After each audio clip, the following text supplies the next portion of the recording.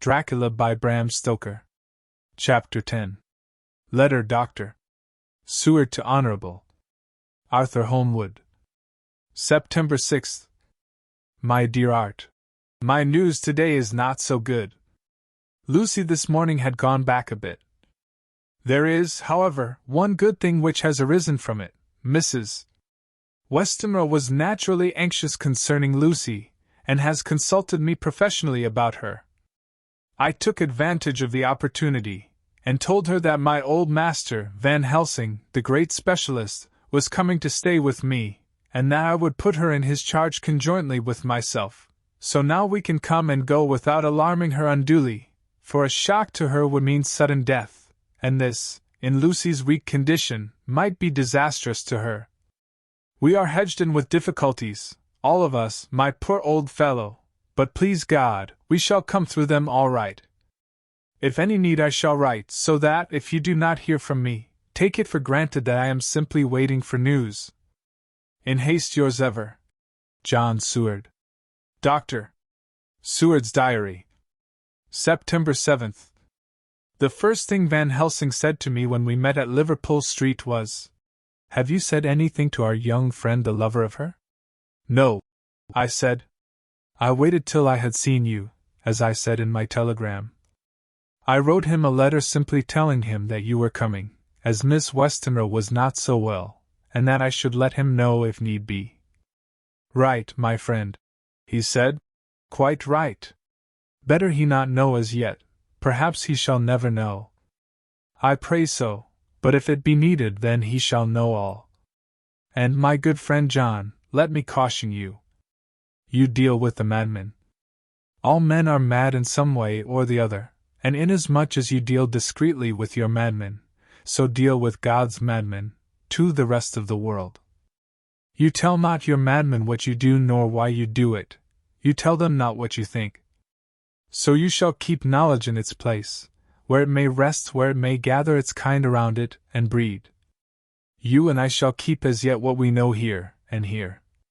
He touched me on the heart and on the forehead, and then touched himself the same way. I have for myself thoughts at the present. Later I shall unfold to you. "Why not now?" I asked. "It may do some good. We may arrive at some decision." He stopped and looked at me and said, "My friend John, when the corn is grown, even before it has ripened while the milk of its mother earth is in him, and the sunshine has not yet begun to paint him with his gold, the husbandman he pull the ear and rub him between his rough hands, and blow away the green chaff, and say to you, 'Look, he's good corn, he will make good crop when the time comes.'" I did not see the application and told him so. For reply he reached over and took my ear in his hand and pulled it playfully, as he used long ago to do at lectures, and said, "The good husbandman tell you so then because he knows, but not till then. But you do not find the good husbandman dig up his planted corn to see if he grow. That is for the children who play at husbandry, and not for those who take it as of the work of their life. See you now, friend John? I have sown my corn, and nature has her work to do in making it sprout. If he sprout at all, there's some promise, and I wait till the ear begins to swell." He broke off, for he evidently saw that I understood. Then he went on, and very gravely, "You were always a careful student, and your casebook was ever more full than the rest. You were only student then, now you are master, and I trust that good habit have not failed. Remember, my friend, that knowledge is stronger than memory, and we should not trust the weaker. Even if you have not kept the good practice, let me tell you that this case of our dear Miss is one that may be mind, I say may be of such interest to us and others that all the rest may not make him kick the beam, as your people say. Take then good note of it. Nothing is too small. I counsel you, put down in record even your doubts and surmises. Hereafter it may be of interest to you to see how true you guess. We learn from failure, not from success. When I described Lucy's symptoms the same as before, but infinitely more marked, he looked very grave, but said nothing. He took with him a bag in which were many instruments and drugs, the ghastly paraphernalia of our beneficial trade. as he once called, in one of his lectures, the equipment of a professor of the healing craft. When we were shown in, Mrs. Weston met us. She was alarmed, but not nearly so much as I expected to find her. Nature in one of her beneficent moods has ordained that even death has some antidote to its own terrors. Here, in a case where any shock may prove fatal, matters are so ordered that, from some cause or other, the things not personal, even the terrible change in her daughter to whom she is so attached, do not seem to reach her. It is something like the way Dame Nature gathers round a foreign body an envelope of some insensitive tissue which can protect from evil that which it would otherwise harm by contact. If this be an ordered selfishness, then we should pause before we condemn any one for the vice of egoism, for there may be deeper root for its causes than we have knowledge of. I used my knowledge of this phase of spiritual pathology, and laid down a rule that she should not be present with Lucy or think of her illness more than was absolutely required. She assented readily, so readily that I saw again the hand of nature fighting for life. Van Helsing and I were shown up to Lucy's room.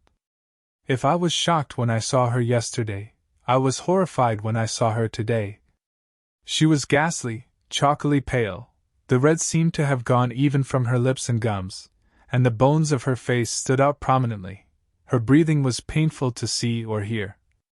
Van Helsing's face grew set as marble, and his eyebrows converged till they almost touched over his nose. Lucy lay motionless, and did not seem to have strength to speak, so for a while we were all silent. Then Van Helsing beckoned to me, and we went gently out of the room. The instant we had closed the door, he stepped quickly along the passage to the next door, which was open. Then he pulled me quickly in with him, and closed the door. "My God!" he said.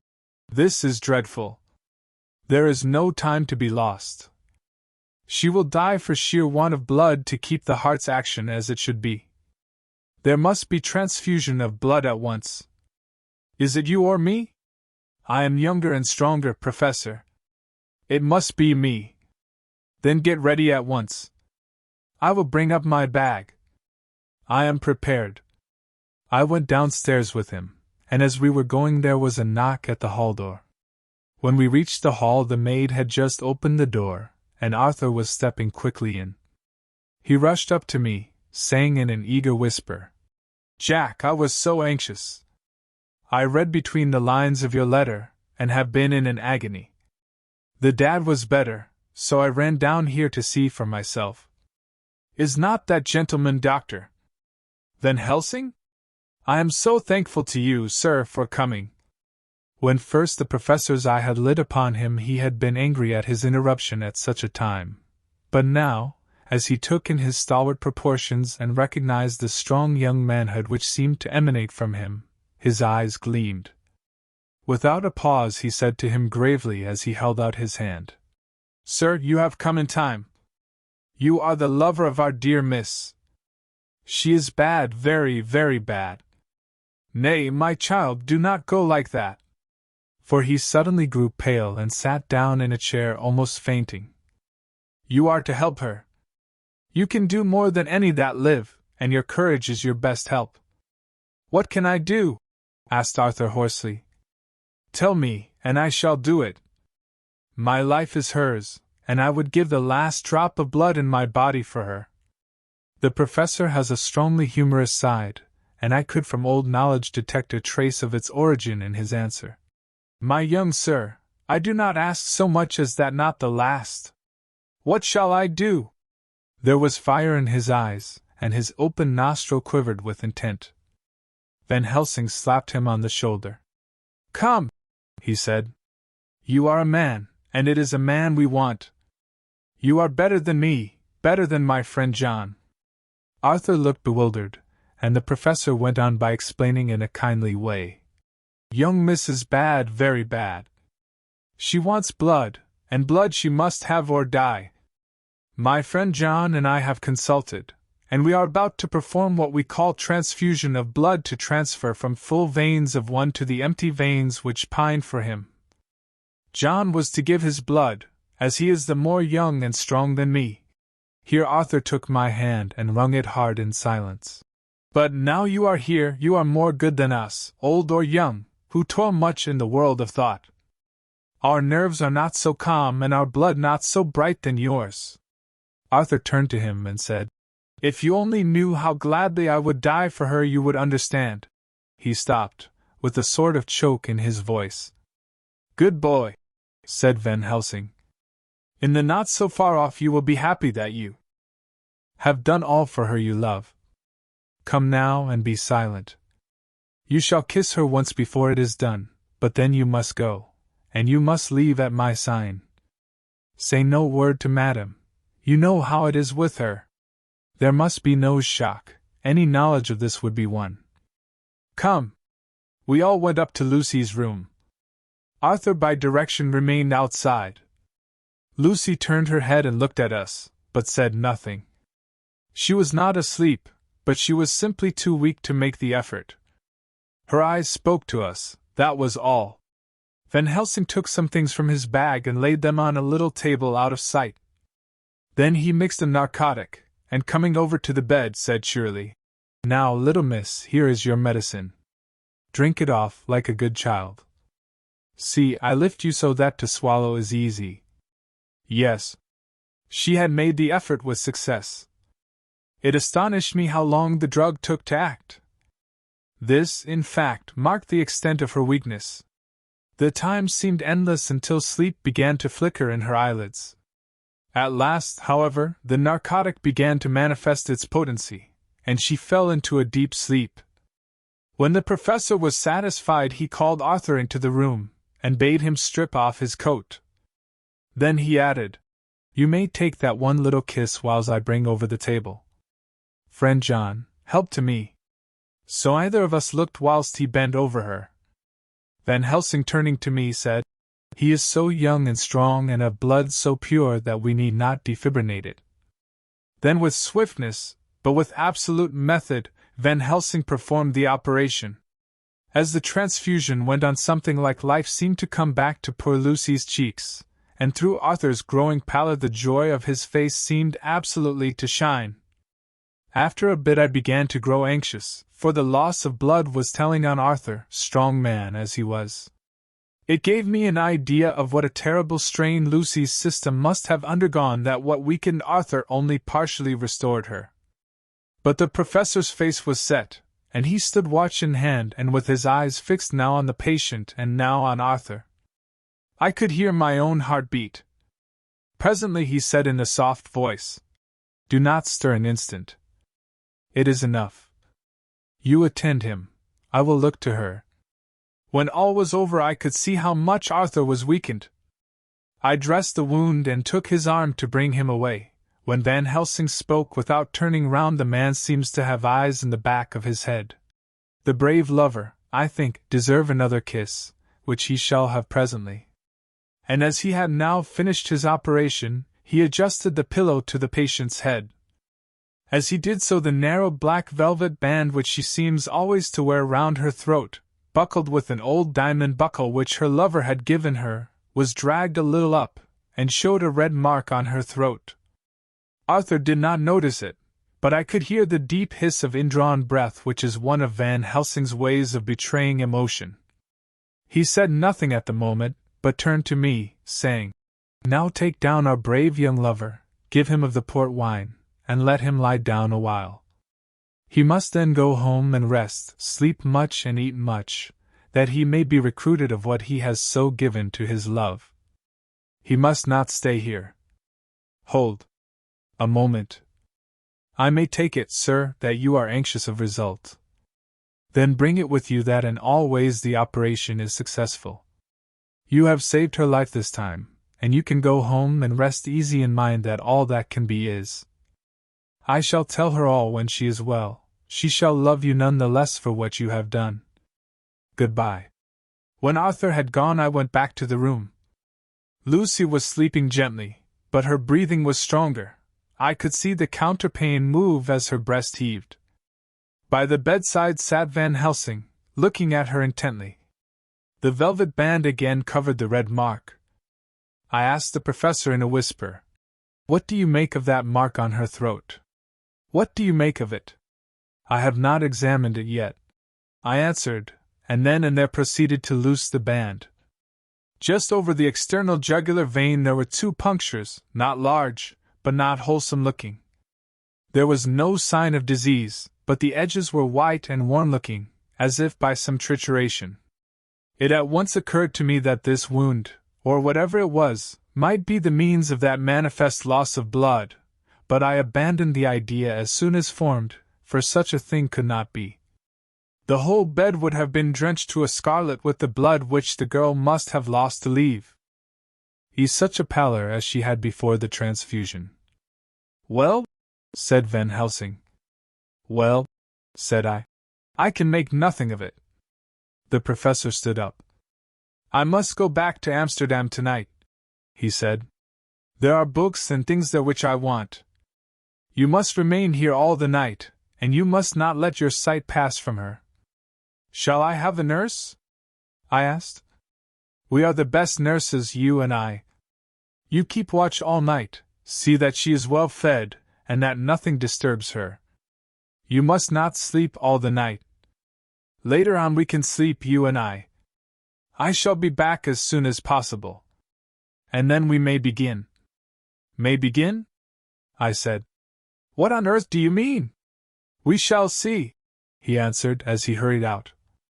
He came back a moment later and put his head inside the door and said with warning finger held up, Remember, she is your charge. If you leave her, and harm befall, you shall not sleep easy hereafter. Dr. Seward's diary continued. September 8th. I sat up all night with Lucy. The opiate worked itself off towards dusk, and she waked naturally. She looked a different being from what she had been before the operation. Her spirits even were good, and she was full of a happy vivacity, but I could see evidences of the absolute prostration which she had undergone. When I told Mrs. Weston of that Dr. Van Helsing had directed that I should sit up with her, she almost pooh-poohed the idea, pointing out her daughter's renewed strength and excellent spirits. I was firm, however, and made preparations for my long vigil. When her maid had prepared her for the night I came in, having in the meantime had supper, and took a seat by the bedside. She did not in any way make objection, but looked at me gratefully whenever I caught her eye. After a long spell she seemed sinking off to sleep, but with an effort seemed to pull herself together, and shook it off. This was repeated several times, with greater effort and with shorter pauses as the time moved on. It was apparent that she did not want to sleep, so I tackled the subject at once. You do not want to go to sleep? No, I am afraid. Afraid to go to sleep? Why so? It is the boon we all crave for. Ah, not if you were like me, if sleep was to you a presage of horror. A presage of horror? What on earth do you mean? I don't know, oh, I don't know. And that is what is so terrible. All this weakness comes to me in sleep, until I dread the very thought. But, my dear girl, you may sleep tonight. I am here watching you, and I can promise that nothing will happen. Ah, I can trust you. I seized the opportunity and said, I promise you that if I see any evidence of bad dreams I will wake you at once. You will? Oh, will you really? How good you are to me. Then I will sleep. And almost at the word she gave a deep sigh of relief, and sank back asleep. All night long I watched by her. She never stirred, but slept on in a deep, tranquil, life-giving, health-giving sleep. Her lips were slightly parted, and her breast rose and fell with the regularity of a pendulum. There was a smile on her face, and it was evident that no bad dreams had come to disturb her peace of mind. In the early morning her maid came, and I left her in her care and took myself back home, for I was anxious about many things. I sent a short wire to Van Helsing and to Arthur, telling them of the excellent result of the operation. My own work, with its manifold arrears, took me all day to clear off. It was dark when I was able to inquire about my zoophagus patient. The report was good. He had been quite quiet for the past day and night. A telegram came from Van Helsing at Amsterdam whilst I was at dinner, suggesting that I should be at Hillingham tonight, as it might be well to be at hand, and stating that he was leaving by the night mail and would join me early in the morning. September 9th. I was pretty tired and worn out when I got to Hillingham. For 2 nights I had hardly had a wink of sleep, and my brain was beginning to feel that numbness which marks cerebral exhaustion. Lucy was up and in cheerful spirits. When she shook hands with me, she looked sharply in my face and said, "No sitting up tonight for you. You are worn out." "I am quite well again, indeed I am, and if there is to be any sitting up, it is I who will sit up with you." I would not argue the point, but went and had my supper. Lucy came with me, and enlivened by her charming presence, I made an excellent meal, and had a couple of glasses of the more than excellent port. Then Lucy took me upstairs, and showed me a room next her own, where a cozy fire was burning. "Now," she said, "you must stay here. I shall leave this door open and my door too. You can lie on the sofa, for I know that nothing would induce any of you doctors to go to bed whilst there is a patient above the horizon. If I want anything I shall call out, and you can come to me at once." I could not but acquiesce, for I was dog-tired, and could not have sat up had I tried. So, on her renewing her promise to call me if she should want anything, I lay on the sofa, and forgot all about everything. Lucy Westenra's Diary. September 9th. I feel so happy tonight. I have been so miserably weak, that to be able to think and move about is like feeling sunshine after a long spell of east wind out of a steel sky. Somehow Arthur feels very, very close to me. I seem to feel his presence warm about me. I suppose it is that sickness and weakness are selfish things and turn our inner eyes and sympathy on ourselves, whilst health and strength give love rein, and in thought and feeling he can wander where he wills. I know where my thoughts are. If Arthur only knew! My dear, your ears must tingle as you sleep, as mine do waking.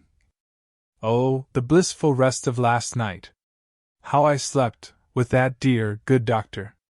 Seward watching me. And tonight I shall not fear to sleep, since he is close at hand and within call. Thank everybody for being so good to me. Thank God. Good night, Arthur. Dr. Seward's Diary. September 10th. I was conscious of the professor's hand on my head, and started awake all in a second. That is one of the things that we learn in an asylum, at any rate. "And how is our patient?" "Well, when I left her, or rather when she left me," I answered. "Come, let us see," he said. And together we went into the room. The blind was down, and I went over to raise it gently, whilst Van Helsing stepped, with his soft, cat-like tread over to the bed. As I raised the blind, and the morning sunlight flooded the room, I heard the professor's low hiss of inspiration, and knowing its rarity, a deadly fear shot through my heart. As I passed over he moved back, and his exclamation of horror, "God in Himmel!" needed no enforcement from his agonized face. He raised his hand and pointed to the bed, and his iron face was drawn and ashen white. I felt my knees begin to tremble. There on the bed, seemingly in a swoon, lay poor Lucy, more horribly white and wan-looking than ever. Even the lips were white, and the gums seemed to have shrunken back from the teeth, as we sometimes see in a corpse after a prolonged illness. Van Helsing raised his foot to stamp in anger, but the instinct of his life and all the long years of habit stood to him, and he put it down again softly. "Quick!" he said. "Bring the brandy." I flew to the dining room, and returned with the decanter. He wetted the poor white lips with it, and together we rubbed palm and wrist and heart. He felt her heart, and after a few moments of agonizing suspense said, "It is not too late. It beats, though but feebly. All our work is undone, we must begin again. There is no young Arthur here now. I have to call on you yourself this time, friend John." As he spoke, He was dipping into his bag and producing the instruments for transfusion. I had taken off my coat and rolled up my shirt sleeve. There was no possibility of an opiate just at present, and no need of one. And so, without a moment's delay, we began the operation. After a time, it did not seem a short time either, for the draining away of one's blood, no matter how willingly it be given, is a terrible feeling. Van Helsing held up a warning finger. "Do not stir," he said. "But I fear that with growing strength she may wake, and that would make danger, oh, so much danger. But I shall precaution take. I shall give hypodermic injection of morphia." He proceeded then, swiftly and deftly, to carry out his intent. The effect on Lucy was not bad, for the faint seemed to merge subtly into the narcotic sleep. It was with a feeling of personal pride that I could see a faint tinge of color steal back into the pallid cheeks and lips. No man knows, till he experiences it, what it is to feel his own life blood drawn away into the veins of the woman he loves. The professor watched me critically. "That will do," he said. "Already?" I remonstrated. "You took a great deal more from art." To which he smiled a sad sort of smile as he replied, "He is her lover, her fiancé. You have work, much work, to do for her and for others, and the present will suffice." When we stopped the operation, he attended to Lucy, whilst I applied digital pressure to my own incision. I laid down, whilst I waited his leisure to attend to me, for I felt faint and a little sick. By and by he bound up my wound, and sent me downstairs to get a glass of wine for myself. As I was leaving the room, he came after me, and half whispered, "Mind, nothing must be said of this. If our young lover should turn up unexpected, as before, no word to him. It would at once frighten him and Angelus him, too. There must be none." So, when I came back he looked at me carefully, and then said, "You are not much the worse. Go into the room, and lie on your sofa, and rest a while, then have much breakfast, and come here to me." I followed out his orders, for I knew how right and wise they were. I had done my part, and now my next duty was to keep up my strength. I felt very weak, and in the weakness lost something of the amazement at what had occurred. I fell asleep on the sofa, however, wondering over and over again how Lucy had made such a retrograde movement, and how she could have been drained of so much blood with no sign anywhere to show for it. I think I must have continued my wonder in my dreams, for, sleeping and waking, my thoughts always came back to the little punctures in her throat and the ragged, exhausted appearance of their edges, tiny though they were. Lucy slept well into the day, and when she woke she was fairly well and strong, though not nearly so much so as the day before. When Van Helsing had seen her, he went out for a walk, leaving me in charge, with strict injunctions that I was not to leave her for a moment. I could hear his voice in the hall, asking the way to the nearest telegraph office. Lucy chatted with me freely, and seemed quite unconscious that anything had happened. I tried to keep her amused and interested. When her mother came up to see her, she did not seem to notice any change whatever, but said to me gratefully, "We owe you so much, Dr. Seward, for all you have done, but you really must now take care not to overwork yourself. You are looking pale yourself.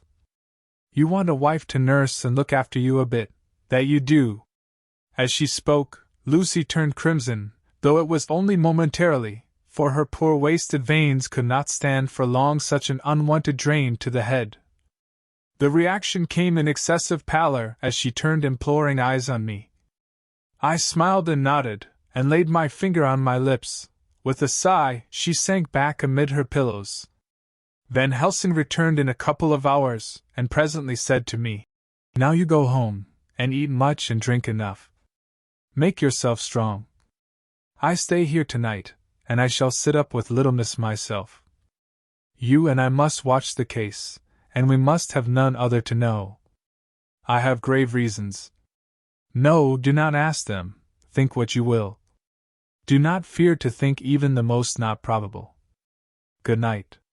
In the hall 2 of the maids came to me, and asked if they or either of them might not sit up with Miss Lucy. They implored me to let them, and when I said it was Dr. Van Helsing's wish that either he or I should sit up, they asked me quite piteously to intercede with the foreign gentleman. I was much touched by their kindness.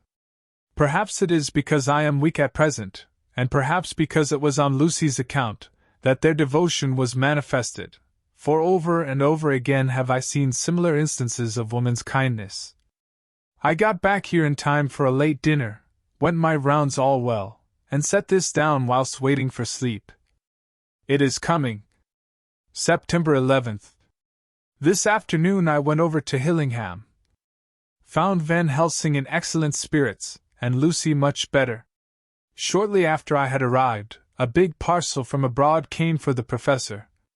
He opened it with much impressment assumed, of course, and showed a great bundle of white flowers. "These are for you, Miss Lucy," he said. "For me?" "Oh, Dr. Van Helsing." "Yes, my dear, but not for you to play with. These are medicines." Here Lucy made a wry face. "Nay, but they are not to take in a decoction or in nauseous form, so you need not snub that so charming nose, or I shall point out to my friend Arthur what woes he may have to endure in seeing so much beauty that he so loves so much distort. Aha, my pretty miss, that bring the so nice nose all straight again. This is medicinal, but you do not know how. I put him in your window, I make pretty wreath, and hang him round your neck so that you sleep well. Oh yes! They, like the lotus flower, make your trouble forgotten. It smells so like the waters of Lethe, and of that fountain of youth that the conquistadores sought for in the Floridas, and find him all too late." Whilst he was speaking, Lucy had been examining the flowers and smelling them. Now she threw them down, saying, with half laughter and half disgust, "Oh, Professor, I believe you are only putting up a joke on me. Why, these flowers are only common garlic." To my surprise, Van Helsing rose up and said with all his sternness, his iron jaw set and his bushy eyebrows meeting, "No trifling with me. I never jest. There is grim purpose in all I do, and I warn you that you do not thwart me.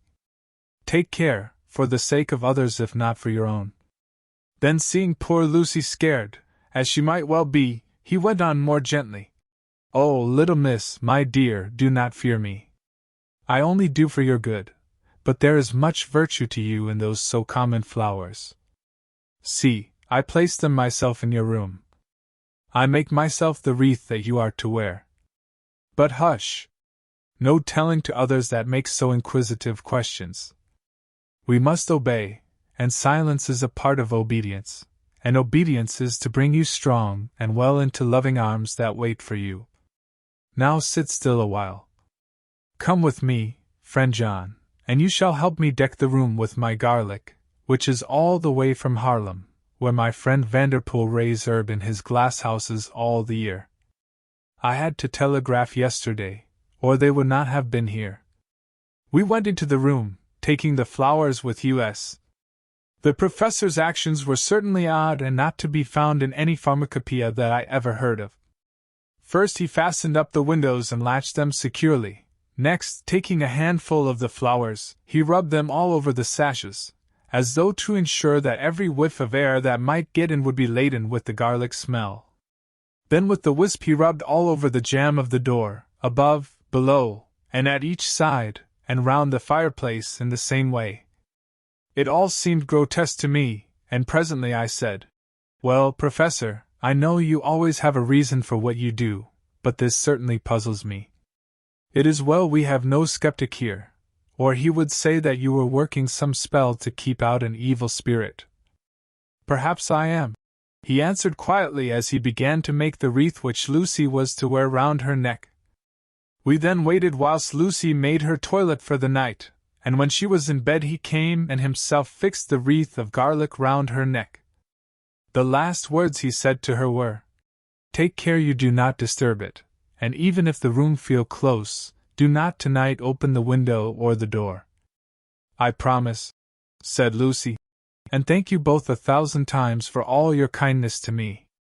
Oh, what have I done to be blessed with such friends?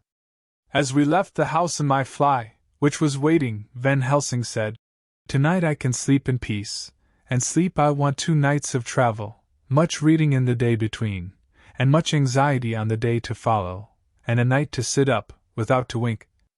Tomorrow in the morning early you call for me, and we come together to see our pretty miss, so much more strong for my spell which I have work." Ho! Ho! He seemed so confident that I, remembering my own confidence 2 nights before and with the baneful result, felt awe and vague terror. It must have been my weakness that made me hesitate to tell it to my friend, but I felt it all the more, like unshed tears.